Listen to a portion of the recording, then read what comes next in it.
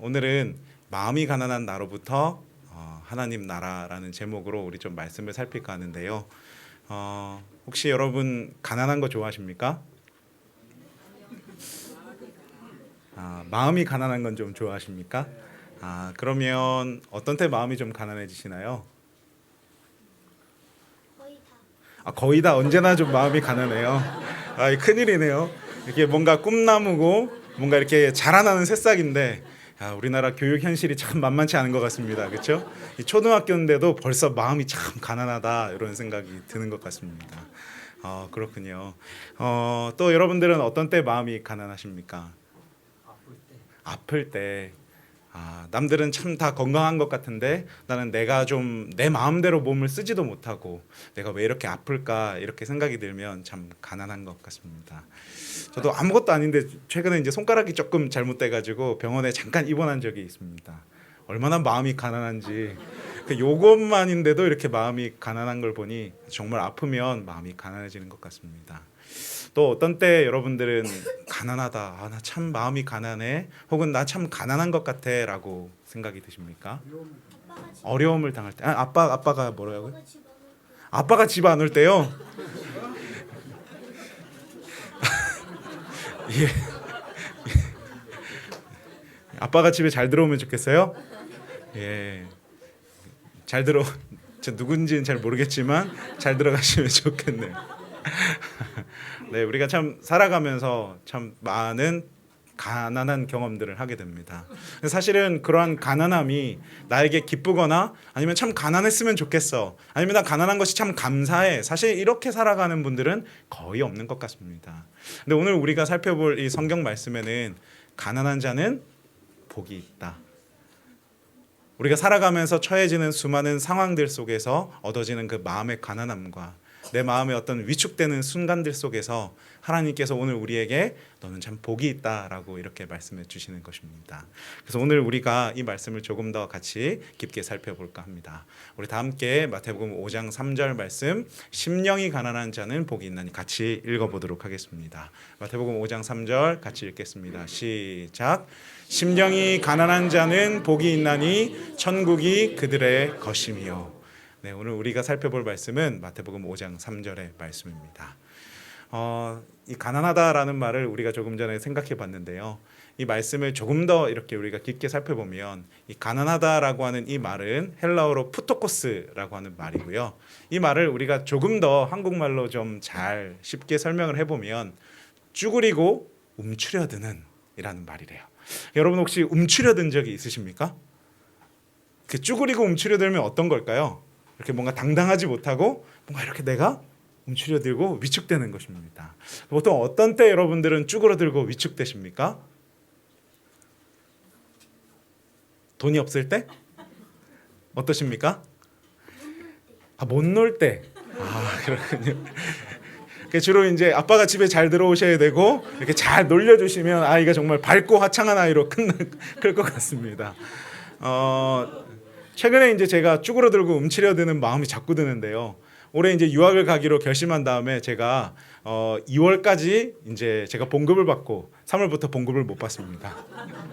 벌써부터 마음이 쭈그러들고 움츠려드는 마음이 정말 그 말은 정말 마음은 이루 말할 수 없을 것 같습니다. 특히 이제 입학을 하기 위해서 영어 공부를 해야 되는데 제가 이제 한 20년 만에 영어 공부를 하는데 이게 잘 안 되는 것입니다. 그럴 때마다 내가 할 수 있을까? 이런 쭈그러드는 마음이 계속해서 듭니다. 근데 조금 더 나아가는 뜻이 있어요. 거지 신세로 전락한, 구걸하는, 자선을 구하는 거지처럼 가난한 천한이라는 뜻도 있대요. 그러니까 이제 단순히 쭈그러드는 걸 넘어서 내가 어떻게 되는 거예요? 거지처럼 되는 것입니다. 내가 전락해버린 거예요. 거지처럼. 그래서 내가 스스로는 살 수가 없고 내가 뭐 해야만 살 수 있는 것입니까? 구걸해야 돼요. 누군가에게 도움을 구해야 되는 것입니다. 그럼 누군가 나에게 도움을 구할 때 그 사람이 표정은 어떻습니까? 저에게? 안 됐다. 혹은 마지못해서 주는 그런 표정을 여러분들이 보면 저절로 내가 어떻게 되는 것입니까? 쭈그러들고 움츠려들게 되는 것입니다. 그런데 내가 살 수 없으니 쭈그러들고 움츠려들지만 또 내가 어떻게 해야 되는 것입니까? 가서 구걸을 해야 되는 것입니다. 한 번만 도와주세요. 제가 좀 살게 좀 해주세요. 라고 구걸해야 하는 것입니다. 그래서 이 사람의 기본적인 상태는 뭐냐면 빈약하고 부족하고 무기력하고 내가 참 적합하지 않은 사람인 것 같아라는 생각이 드는 것이 이 가난하다라고 하는 이 말이래요. 그러니 이 말이 단순히 난 그냥 남이 가난해, 난 조금 뭐 좀 부족한 게 있어라고 하는 정도가 아니라 나의 신세가 정말 밑바닥까지 가가지고 이제 나를 누군가 도와주지 않으면 내가 더 이상 살 수 없을 정도로 완전히 파산한 상태, 그 상태가 어쩌면 가난하다라고 하는 이 말인 것 같습니다.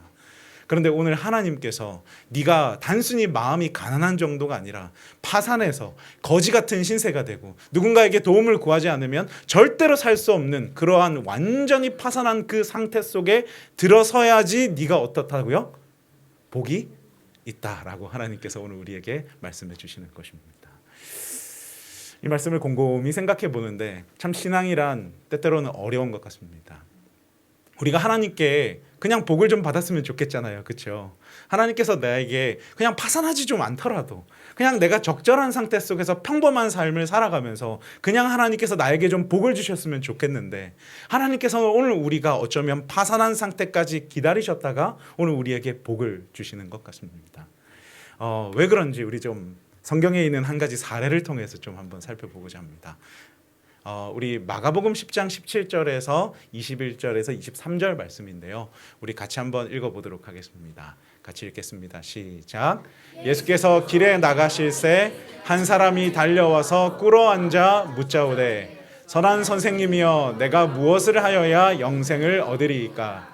예수께서 그를 보시고 사랑하사 가라사대 내가 오히려 한 가지 부족한 것이 있으니 가서 내 있는 것을 다 팔아 가난한 자들을 주라. 그리하면 하늘에서 보화가 내게 있으리라. 그리고 와서 나를 쫓으라 하시니 그 사람은 재물이 많은 고로 이 말씀을 인하여 슬픈 기색을 띠고 근심하며 가니라. 예수께서 둘러보시고 제자들에게 이르시되 재물이 있는 자는 하나님의 나라에 들어가기가 심히 어렵도다 하시니. 네, 오늘 우리가 잘 알고 있는 그런 말씀입니다. 그렇죠? 이 사람은 우리가 누구라고 부릅니까? 부자 법관 이렇게 우리가 부릅니다. 그러니까 우리가 이 사람을 생각할 때 이 사람은 누구라는 것입니까? 부자. 근데 사실은 우리가 이 사람을 다른 말로 표현할 수도 있지 않습니까? 예수님께 달려와서 꿇어 앉았으니까 꿇어 앉은 사람 이렇게 기억할 수도 있습니다. 맞습니까? 근데 왜 우리들은 이 사람을 부자 법관이라고 부릅니까? 마음이 부해서요? 실제로도 굉장히 부유했던 것 같습니다. 그러니까 우리가 이 사람을 생각할 때 가장 눈에 띄는 게 뭡니까? 부자다. 이런 것이 이제 우리가 이 사람을 지칭할 때 이제 부자라고 이제 생각하는 것입니다. 사실은 이 사람이 부자면 사실은 마음에 가난한 것이 별로 없을 수도 있을 것 같습니다. 그런데 이 사람에게는 영적인 어떤 갈급함이 있었던 것 같아요. 그래서 이 사람이 영적으로 내가 어떻게 하면 더 선한 삶을 살 수 있을까? 어떻게 하면 내가 더 거룩한 삶을 살 수 있을까를 끊임없이 고민하다가 마침내 예수님께 와서 무릎을 꿇는 것입니다. 그 예수님께 와서 무릎을 꿇으면서 예수님, 내가 어떻게 해야지 영생을 얻을 수 있습니까? 그때 예수님께서 이 무릎 꿇은 부자 법관에게 네가 뭘 해라? 다 가지고 있는 것을 다 팔아라. 이렇게 얘기를 했습니다. 그러자 이 사람이 왜 근심하기 시작했습니까? 재물이 너무 많아서 근심하다가 슬픈 기색을 띠면서 예수님을 떠났어요. 그리고 나서 예수님께서 제자들에게 이르시되 재물이 있는 자는 어디에 들어가기 어렵다고요? 천국, 하나님 나라에 들어가기가 참 어렵다. 이렇게 얘기했습니다. 보통 우리가 이 구절을 살펴볼 때면 우리는 보통은 참 부자는 천국 들어가기 힘든가 보다 이렇게만 좀 생각을 합니다. 근데 제가 하루는 이 말씀을 묵상을 하다가 이 부자 혹은 재물이라는 말 대신 다른 말을 집어넣어 보면 어떨까라는 생각이 좀 들었습니다. 예수께서 길에 나가실 때 한 사람이 꿇어 앉았는데 이 사람이 어떤 사람이냐면 잘생긴 사람인 것입니다. 그래서 예수님께서 네가 다 있는데 오히려 한 가지 부족한 것이 있으니 너의 미모를 팔아서 가난한 자들에게 주어라. 넌 앞으로 못생기게 살아라. 이렇게 하면 이 사람이 재물은 아니니까 참 다행이다 생각하면서 예수님을 따랐을까요? 아니면 나의 그 잘생김 때문에 고민하다가 예수님을 떠났을까요? 그러면 예수님께서 이제 뭐라고 말씀하시냐면 제자들에게 이르시되 잘생긴 자는 하나님 나라에 들어가기가 참 힘들다 이렇게 말씀하셨을 것 같습니다. 만약에 지식이라면요, 이 사람이 박사였어요. 예수님이 너는 참 모든 게 다 있는데 너에게 지식이 많은 게 문제야 라고 말씀하시면서 너에게 있는 이 지식과 학식과 학력을 다 팔아서 가난한 자들을 위해서 살아라 라고 말했으면 이 사람이 뭐라고 말했을까요? 난 재물이 없고 잘생기지도 않았으니까 괜찮아 라고 하면서 지식을 다 팔았을까요? 아니면 근심하면서 다시 예수님을 떠났을까요? 그럼 예수님이 이렇게 말씀하셨겠죠? 제자들에게 이르시되 지식이 많은 자는 하나님 나라에 들어가기가 심히 어렵다 이렇게 말씀하셨을 것 같습니다. 그럼 이 말씀의 핵심은 뭔가요? 재물이 많은 게 핵심이 아니라 내가 예수님께 꿇어앉을 수도 있고 예수님께 물을 수도 있고 예수님께 뭔가 기도할 수도 있고 예수님께 나아올 수도 있는데 내가 예수님 외에 다른 것이 있으면 하나님 나라에 들어가기가 참 어렵다라고 하는 말 같습니다. 오늘 우리가 이 사람을 가리켜서 아까 전에 부자법관이라고 했잖아요. 그렇죠? 그러니까 이 사람을 우리가 가리켜서 부자다. 이 사람이 신앙이 좋긴 좋은데 뭐한데 신앙이 좋다라는 거예요? 부자인데 신앙이 좋다. 이게 깔려 있는 것입니다. 그래서 만약에 이 사람이 부자가 아니라 가난한데 신앙이 좋다 그러면 우리가 이 사람을 주목했을까요? 안 했을까요? 어쩌면 안 했을지도 모르겠습니다. 그러니 이 사람을 가리켜서 사람들이 다 칭찬하고 이 사람 참 좋은 사람이야 라고 말했던 건 뭐냐면 부자인데 신앙이 좋아. 이 사람은 학력이 높은데 신앙이 좋아. 이 사람은 지식이 많은데 신앙이 좋아. 이 사람은 잘생겼는데 신앙이 좋아. 그러니까 그 앞에 전제가 뭐 하나 깔려 있는 것입니다. 그런데 이 전제를 빼고 나에게 예수님만 따르라고 한다면 오늘 그것으로부터 자유로운 사람은 거의 아무도 없는 것입니다. 그래서 오늘 우리가 나는 과연 하나님 앞에서 어떠한 존재인가? 나는 하나님 앞에서 어떠한 사람인가를 깊이 고민하고 생각해 볼 필요가 있는 것입니다. 우리는 때때로 내가 하나님께 예배드리는 것을 좋아하고 하나님께 봉사하는 것을 좋아하고 우리가 하나님 앞에 나아가는 것을 좋아하기 때문에 난 참 좋은 신앙이냐라고 생각할 수 있습니다. 기도 생활도 하고 말씀 생활도 하고 모든 것들을 다 하는데 혹시 내가 그 하나님과 나 사이에 혹시 어떠한 다른 것이 맡고 있는지를 우리가 깊이 생각해 보아야 한다는 것입니다. 근데 오늘 우리가 이 꿇어앉은 사람 외에 또 다른 꿇어앉은 사람을 하나 더 볼 것 같습니다. 한번 볼까요? 우리 한번 같이 또 읽겠습니다. 시작. 한 문둥병자가 예수께 와서 꿇어 엎드려 간구하여 가로되 원하시면 저를 깨끗게 하실 수 있나이다. 예수께서 민망히 여기사 손을 내밀어 저에게 대시며 가라사대 내가 원하노니 깨끗함을 받으라 하신대 곧 문둥병이 그 사람에게서 떠나가고 깨끗하여 진지라. 네, 아까 전 조금 전 그 사람도 예수님께 무릎을 꿇었고 이 사람도 무릎을 꿇었습니다. 근데 조금 전 그 사람은 근심하면서 예수님을 떠났고 이 사람은 어쩌면 예수님께로 받을 수 있는 가장 큰 축복을 받고 예수님을 떠났습니다. 그 차이가 뭔가요? 이 사람에게는 아무것도 없었습니다. 여러분 우리가 문둥병에 걸리면 모든 것으로부터 끝이 납니다. 이 사람이 왕이었어도 문둥병에 걸리면 그 왕이란 지위는 아무것도 아닙니다. 이 사람이 아무리 부자여도 이 사람이 문둥병에 걸리면 그와 어울리려고 하는 사람은 아무도 없습니다. 한 100만 원 줄 테니까 나랑 손 한번 잡아주세요 라고 하면 여러분 손 잡으시겠습니까? 안 잡으시겠죠. 그래서 이 사람은 어쩌면 그의 인생이 다 파면이 되어서 그의 인생이 다 파산이 되어서 이제 이 문둥병이라는 그 앞에서 이제 아무것도 남은 것이 없는 완전히 가난한 거지 신세로 전락한 그러한 비참한 신세가 어쩌면 이 문둥병자인 것입니다. 그러니 이 문둥병자가 예수님께로 나아왔을 때 그 마음의 가난함과 그 마음의 그 파산한 마음과 그 마음의 그 남루한 그 어떤 처지가 어떻게 그 부자 법관과는 비교할 수 있겠습니까? 그 부자 법관은 내가 여전히 부자인 상태로서 어떻게 내가 더 신앙을 잘할 수 있을까요를 고민하면서 왔다면 여기 있는 이 문둥병자는 이제 난 아무것도 가진 게 없고 아무것도 예수님 앞에서 정말 예수님께서 주시는 것이 없으면 아무것도 살 수 없으니 그 간절한 마음 가지고 예수님께 나아왔던 것입니다. 여러분 둘 다 무릎을 꿇지만 둘 다 다른 마음일 수 있는 것입니다. 여러분 둘 다 예배를 드리지만 다른 마음일 수 있는 것입니다. 둘 다 말씀을 읽지만 다른 마음일 수 있고요. 둘 다 기도를 하지만 다른 마음일 수 있습니다. 둘 다 찬양을 하지만 둘 다 다른 마음으로 찬양을 할 수 있는 것입니다. 오늘 여러분들은 하나님 앞에 어떠한 마음으로 나오셨습니까? 오늘 문둥병자처럼 하나님, 저는 너무나 흉악한 죄인이고, 하나님, 저는 예수님이 저를 고쳐주시지 않으시면, 아무것도 예수님께서 저를 치유해 주시지 않으면 아무것도 세상 속에서 내가 쓸모있는 존재가 아니니 제발 저를 좀 고쳐주세요 라고 하는 마음으로 예수님 앞에 나오셨습니까?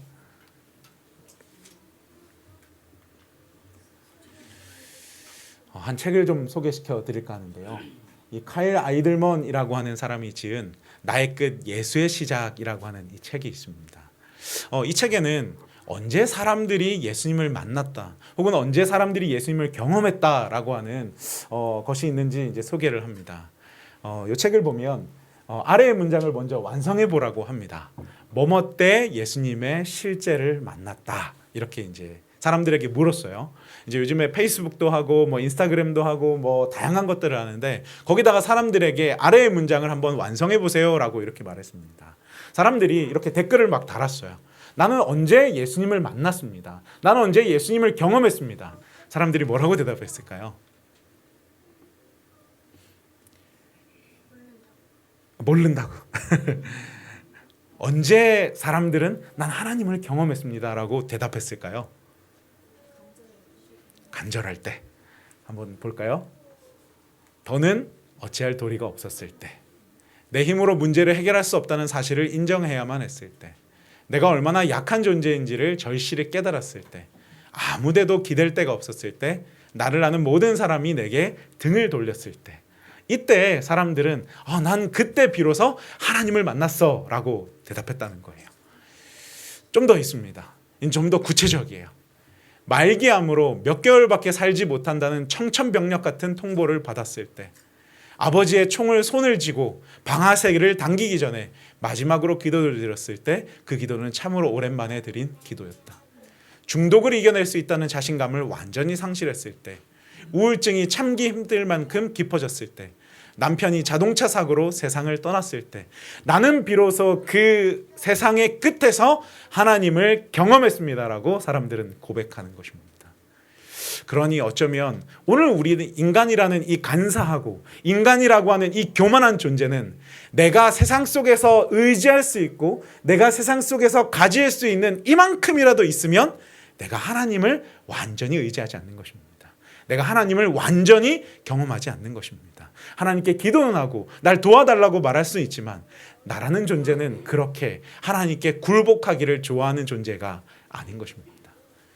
그래서 오늘 우리들이 하나님 앞에서 정말 하나님을 경험할 수 있는 어쩌면 유일한 방법은 뭐냐면, 내가 완전히 파산해서 하나님께서 나를 도와주지 않으면 내가 견딜 수 없을 때, 그때 비로소 우리는 하나님을 만날 수 있는 것입니다. 그래서 이 책은 이렇게 결론을 짓는데요, 나의 끝에 이르렀을 때 비로소 예수가 나에게 실제가 되었다. 아까 전에 심령이 가난한 자는 이라고 말했을 때, 가난한은 이 프토코스라는 말, 거지 같은 신세, 거지처럼 구걸하는 이라는 그런 뜻입니다. 그러므로 오늘 우리가 내 마음에서 완전히 파산 상태에 이르렀을 때 우리는 누구한테 구걸할 수 있는 것입니까? 하나님, 예수님께 우리는 그제서야 구걸할 수 있는 것입니다. 전에는 구걸하긴 했지만 예수님이 안 도와주시면 저는 다른 방법이 있습니다. 저는 구걸하긴 하지만 저는 예수님이 안 도와주셔도 저에게 믿을 만한 구석 요만큼은 있습니다. 예수님이 이번에 안 도와주셔도 저는 집을 가지고 있습니다. 예수님이 이번에 안 도와주셔도 저는 좀 똑똑합니다. 예수님이 이번에 안 도와주셔도 저는 가족이 있습니다. 이렇게 생각하는 정도가 아니라, 예수님이 이번에 안 도와주시면 저는 그냥 끝입니다 라고 하는 그 정도의 상태가 될 때, 우리들의 기도는 더욱더 간절해지고 우리들의 기도는 더욱더 절박해지며, 하나님 이번에 안 도와주시면 저는 진짜 끝입니다. 하나님 제발 도와주세요. 하나님 제발 절 좀 도와주세요 라고 우리는 그제서야 비로소 하나님께 도움을 구할 수 있는 것입니다. 그래서 그때 비로소 우리가 하나님 앞에 진정으로 축복을 얻을 수 있는 상태가 되는 것입니다. 그런데 오늘 우리 그리스도인에게 정말 예수님이 필요한 상태, 오늘 우리들 그리스도인에게 정말 예수님이 가장 필요한 때는 언제냐면, 세상에서 공궁에 처하고 세상에서 좀 가난하고 경제적인 어떤 문제가 생기는 것이 아니라 오늘 우리들 그리스도인이 어쩌면 가장 예수님이 필요한 상태는 내가 죄인임을 자각했을 때인 것 같습니다. 여러분, 우리가 세상에서 겪을 수 있는 그 끝에 무엇이 있을까요? 죄가 있을 것입니다. 내가 아무리 죄를 짓고 싶지 않아도, 내가 아무리 뭔가 하나님 앞에서 올바로 살고 싶어도, 내가 아무리 이 죄로부터 자유롭고 싶어도 우리는 이 죄로부터 자유할 수가 없습니다. 우리는 이 죄로부터 무언가 해방될 수 있지 않습니다. 내가 짓고 싶지 않은 죄를 끊임없이 반복하면서 짓는 것이 어쩌면 우리가 살아가는 그 삶의 모습들인 것 같습니다. 이 죄 앞에서 내가 예수님, 아직까지 저는 죄를 이길 수 있습니다. 제가 한번 해보겠습니다 라고 하는 이 마음은 어쩌면 부자법관 같은 마음일 수 있을 것 같습니다. 예수님, 제가 뭐 한번 해보겠습니다. 제가 의지력을 가지고 뭐 한번 해보겠습니다 라고 하는 이 마음은 어쩌면 정말 부자법관 같은 것입니다. 예수님, 저는 해보았는데요, 저는 아무리 해도 안 됩니다. 예수님, 제가 노력하고 노력해봤는데요, 제 스스로는 절대로 이 죄의 문제를 이길 수가 없습니다 라고 하는 것이 어쩌면 우리가 예수님 앞에서 가져야 될 태도가 아닌가라는 생각이 드는 것입니다. 어쩌면 이 가장 절박하고 가장 가난한 상태에 이르는 사람은 정말 성경에 수많은 사람이 있지만 어쩌면 다윗도 그러한 사람이었을 것 같습니다. 여러분, 다윗 다 잘 아시죠? 다윗이 밧세바랑 이 간음을 저지르고 그가 이제 하나님 앞에서 범죄했다라는 것을 깨닫기 시작했을 때 그가 처한 이 상황 속에서 그가 할 수 있는 유일한 길은 하나님 앞에 정결함을 구하는 일이었습니다. 그때 다윗이 하나님께 기도하면서 이제 시편 51편 1절부터 14절에 이렇게 기도를 했습니다. 우리 같이 한번 또 읽어보도록 하겠습니다. 시작. 하나님이여, 주의 인자를 따라 내게 은혜를 베푸시며 주의 많은 긍휼을 따라 내 죄악을 지워 주소서. 나의 죄악을 맑게 씻기시며 나의 죄를 깨끗이 제하소서. 물은 나는 내 죄가를 아오니 내 죄가 항상 내 앞에 있나이다. 나를 정결케 하소서. 내가 정하리이다. 나의 죄를 씻어주소서. 내가 눈보다 희리이다. 하나님이여, 내 속에 정한 마음을 창조하시고 내 안에 정직한 영을 새롭게 하소서. 나를 주 앞에서 쫓아내지 마시며 주의 성령을 내게서 거두지 마소서. 주의 구원의 즐거움을 내게 회복시켜 주시고 자원하는 심령을 주사 하나님이여, 나의 구원의 하나님이여, 피 흘린 죄에서 나를 건지소서. 내 혀가 주의 의를 높이 노래하리이다. 이것이 다윗의 시였습니다. 근데 이 시를 보면 끊임없이 다윗이 무엇에 대해서 계속해서 이야기하냐면 자신이 저질렀던 죄에 대해서 이야기하는 것입니다. 하나님, 저는 죄를 지어서요, 제가 이런 처지가 되었습니다. 하나님, 제가 죄를 지어서요, 제가 이런 결과를 맞게 되었습니다. 다윗은 이렇게 기도하지 않았습니다. 하나님, 제가 당신 앞에서 죄를 지었습니다. 제가 지금 하나님 앞에서 너무 슬픈 건 제가 지금 당하고 있는 이 죄의 결과가 슬픈 것이 아니라 제가 당신 앞에서 저의 깨끗함과 순결함을 잃어버렸다는 것이 저는 더욱더 슬픈 것입니다. 하나님, 저는 죄인입니다. 하나님, 저를 용서해 주세요. 하나님, 당신 앞에서 제가 다시 한번 깨끗하게 해주세요 라고 다윗이 끊임없이 자신이 지었던 그 죄를 슬퍼하고 있는 장면이 이 시편 51편의 장면인 것입니다. 그래서 이 다윗의 이 회개와 다윗의 시는 어쩌면 하나님께서 보실 때 너무나 아름다운 시와 같은 것이 되었습니다. 여러분, 오늘 우리도 마찬가지입니다. 이 교회에 나와서 우리가 예배를 드리고 오늘 우리가 찬미를 하지만 똑같이 동일하게 죄라는 것 앞에서 우리가 다윗의 마음을 가질 수도 있고 또 다른 마음을 가질 수도 있는 것입니다.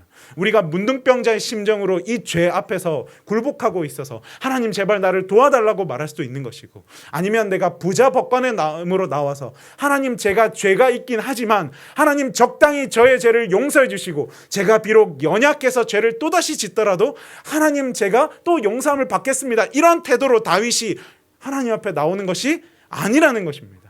하나님, 저는 죄를 지어서 당신을 너무나 슬프게 했고, 하나님, 저는 죄를 지어서 당신 앞에 더러운 존재가 되었고 다시는 이 죄를 범하고 싶지 않사오니 하나님, 저를 정결케 해주세요 라고 하는 그 절박한 마음 가지고 다윗이 하나님 앞에 나와왔기 때문에 그의 죄는 용서함을 받았고, 마침내 그 사도행전에 다윗이 뭐라고 하나님 앞에 표현을 받냐면, 내가 이새의 아들 다윗을 만나니 어떤 사람이라? 마음에 맞는 사람이다.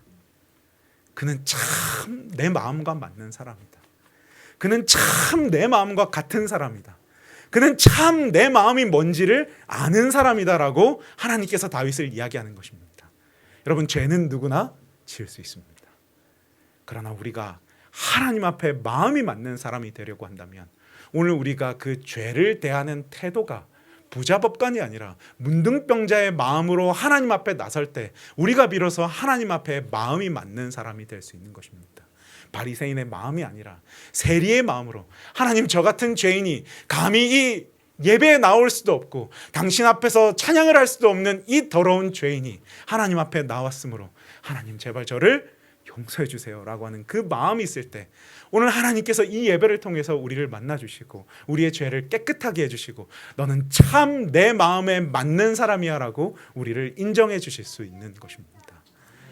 그러므로 사랑하는 여러분, 오늘 이 예배를 통해서 진정으로 하나님을 경험해 보시기를 바라지 않으십니까?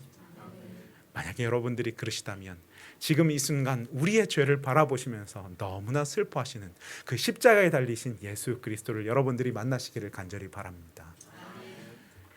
이제 한 말씀을 드리고 오늘 말씀을 마칠까 하는데요. 여기 뭐가 있습니까? 깨진 접시가 있습니다. 어떻게 깨진 접시 좋아하십니까?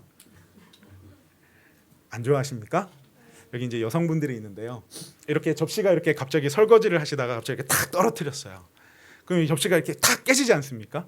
그러면 어떻게 하시겠습니까? 아이고 아까운 거 이렇게 본드로 이렇게 붙이시겠습니까? 그냥 버립니까? 100만 원짜리 접시면 어떻게 하시겠습니까? 다시 생각해 보시겠습니까? 야, 이거 100만 원짜리 접시다. 그러니까 여기다가는 밥을 담고 여기다가는 반찬을 담으면 어떨까 이렇게 생각하시는 분 계십니까? 그래가지고 이제 사랑하는 자식한테 얘야 이 깨진 접시에서 유리 조각이 좀 나올 수는 있다. 그러나 100만 원짜리 접시니 혹시 뭐가 씹히거든 꼭꼭 씹어 먹어라. 이렇게 하면서 자식한테 이 깨진 접시 쓰실 분 계십니까? 1000만 원짜리 접시면요? 그런 걸 왜 사요? 그렇죠. 그렇죠, 맞아요. 그런 거 안 삽니다, 그렇죠?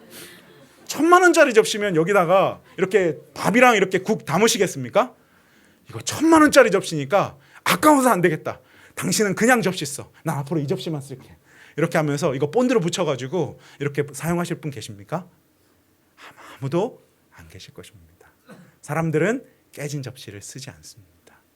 사람들은 아무리 이 접시가 예전에 값어치가 있었더라도 이 접시가 깨지면 그 순간부터 이 접시는 무슨 접시예요? 쓸모없는 접시, 깨진 접시, 다시는 쓰지 않을 접시가 바로 이 접시입니다. 사람들에게 한 번 깨어진 접시는 더 이상 볼 수 없는 가치 없는 존재가 되는 것입니다. 그런데 오늘 우리가 이 예레미야 18장 4절에 보면 사람들이 접시를 바라보는 태도와는 또 다른 하나님의 시선을 바라보게 됩니다. 같이 읽을게요. 시작. 진흙으로 만든 그릇이 토기장이의 손에서 터짐에 그가 그것으로 자기 의견에 좋은 대로 다른 그릇을 만들더라. 토기장이가 접시를 만들었어요. 근데 이 접시가 어떻게 된 거예요? 깨어졌습니다. 그러자 이 사람은 그 접시는 더 이상 너는 가치 없는 접시야라고 생각하는 것이 아니라 어떻게 하는 거예요? 그 접시를 녹여서는 다시 만드는 것입니다. 다시 만드는 거예요. 오늘 하나님께서 우리 같은 그 깨어진 접시를 바라보는 마음이 바로 이러한 마음인 것입니다. 그런데 하나님이 이 마음을 언제 가지셨냐면 이 예레미야는 이스라엘이 멸망할 당시에 그 선지자이지 않습니까?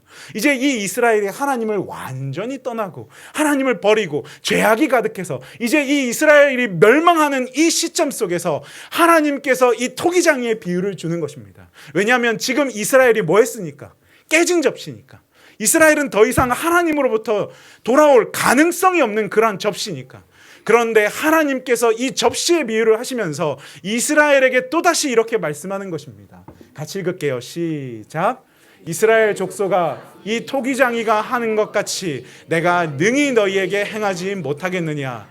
이스라엘 족속아, 진흙이 토기장이의 손에 있음 같이 너희가 내 손에 있느니라. 아멘. 오늘 하나님께서 우리를 바라보시는 시선이 똑같이 동일한 시선인 것입니다. 사랑하는 내 자녀들아, 이 토기장이가 하는 것 같이 내가 능히 너희에게 행하지 못하겠느냐. 사랑하는 내 자녀들아, 진흙이 토기장이의 손에 있음 같이 너희가 내 손에 있느니라.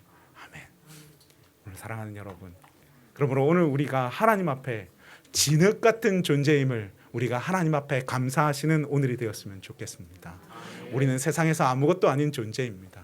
우리는 세상에서 아무런 쓸모가 없는 존재입니다. 우리는 세상에서 아무런 값어치가 없는 존재입니다. 우리는 깨진 접시입니다.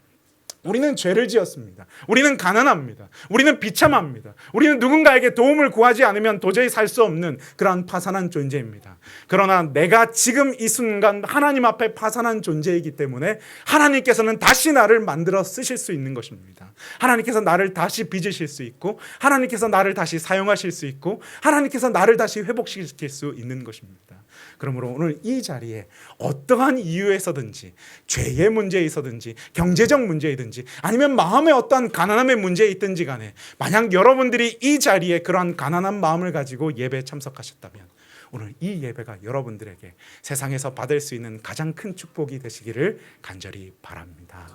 그래서 오늘 이 예배를 통해서 하나님께서 우리를 다시 빚으시는 그런 경험을 하시는 저와 여러분 되시길 바라면서 오늘 말씀을 마치겠습니다. 이제 우리가 하나님 앞에서 깨끗하고 정결한 마음 가지길 원하오니 가난한 우리들에게 하나님 축복을 더하여 주시옵소서. 예수님 이름으로 간절히 기도드렸습니다.